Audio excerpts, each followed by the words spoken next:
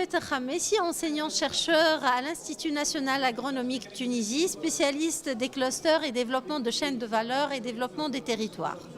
Merci beaucoup. Madame Khamessi, est-ce que vous pouvez nous dire pourquoi est-ce que vous avez répondu à l'invitation justement de participer à ce séminaire? Est-ce que l'Algérie pour vous représente on va dire un marché à développer ou un challenge? Comment est-ce que vous voyez le marché algérien? Tout d'abord, je suis très contente d'être parmi vous en Algérie pour assister au Cluster Day.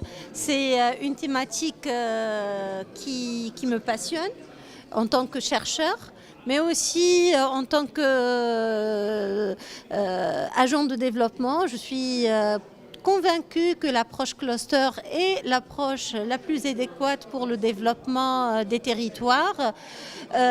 Pourquoi je suis en Algérie? Parce que je ne fais pas de différence. Pour moi, Tunisie, Algérie, c'est le même pays.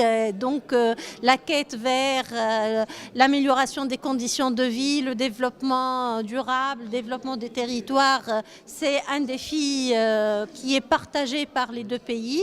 Et donc je compte participer aujourd'hui pour partager un peu l'expérience tunisienne et aussi connaître un peu mieux l'expérience algérienne dans le domaine. Merci beaucoup. Vous êtes spécialisé en cluster agroalimentaire ou est-ce que d'accord, ok. Parce que je suis agronome de formation et j'ai fait une spécialité dans l'économie agroalimentaire. Dans l'économie agroalimentaire, je me suis spécialisée dans l'analyse de filières et développement des clusters et développement des territoires.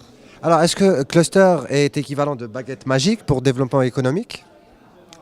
Bon, c'est pas une baguette magique, même si maintenant il est perçu comme ça, c'est un phénomène de mode, mais les clusters, c'est des organisations très anciennes, depuis le district industriel de Marshall jusqu'aux nouvelles appellations cluster et autres, mais c'est un instrument privilégié pour le développement. Très bien. Donc, tout à l'heure, vous avez parlé d'une démarche spontanée pour la création de clusters. Qu'entendez-vous par là? Parce que les acteurs locaux ont une intelligence aussi sociale. Ils n'attendent pas que nous venons pour leur dire il faut s'associer. Ils ont cette intelligence sociale, ils cherchent à s'associer et trouver des partenaires là où ils peuvent améliorer la création de valeur ajoutée. Donc il y a des acteurs, producteurs, petits artisans, toutes petites moyennes entreprises qui se sont regroupés, ils se sont concentrés sur des territoires bien précis autour d'un métier et ils ont développé des clusters sans le savoir, sans l'appeler cluster.